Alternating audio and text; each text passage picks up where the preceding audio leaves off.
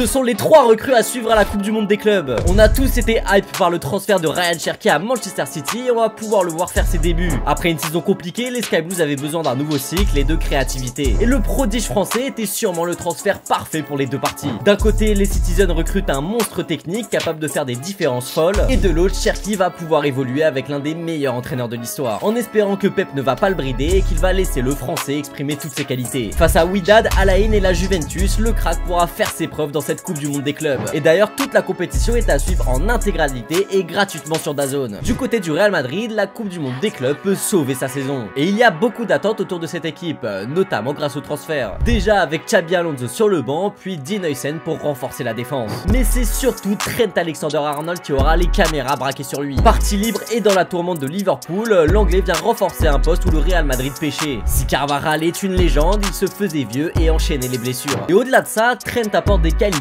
que le Real n'avait plus depuis le départ de Kroos. Avec sa super patte droite, l'anglais a tout ce qu'il faut pour lancer Mbappé et Vinicius dans le dos des défenses adverses. Et puis son profil correspond parfaitement à ce que Xabi Alonso attend d'un latéral ou d'un piston. Très à l'aise techniquement, il est capable de jouer en tant que latéral intérieur pour apporter le surnombre au milieu. A voir maintenant si ces lacunes défensives ne seront pas trop visibles contre Al Hilal, Pachuca et Salzbourg dans cette Coupe du Monde des clubs. Du côté du Bayern, on place beaucoup d'attentes sur Jonathan Tah. Si le transfert est passé quasiment inaperçu, l'Allemand va beaucoup apporter aux Bavarois. Bon, on l'a déjà vu face à Auckland, mais les défenseurs du Bayern n'ont pas eu beaucoup de travail. Arrivé libre, le défenseur de 29 ans est dans la fleur de l'âge et sort de 2 grosses saisons. Arrivé à Leverkusen en 2015, Jonathan Tah a été un taulier des Verkself pendant plus de 10 ans, notamment lors de la saison historique du club en 2023-2024. Si Kim Min-jae et Upamecano ont montré du talent, ils ont aussi connu des sautes de concentration qui ont porté préjudice au Bayern. Avec Jonathan Tah, Vincent Kompany a à disposition un joueur d'expérience, dur sur l'homme et qui connaît parfaitement le championnat. Capable de jouer dans une défense à 2 ou à 3, l'Allemand a une très bonne capacité d'adaptation. Face à Boca Juniors et Benfica, le défi sera plus relevé qu'Auckland et Jonathan Tah pourra montrer sa valeur. Bon, on aurait aussi pu citer Reinders, Delap ou Huijsen qui font eux aussi leur début avec leur club.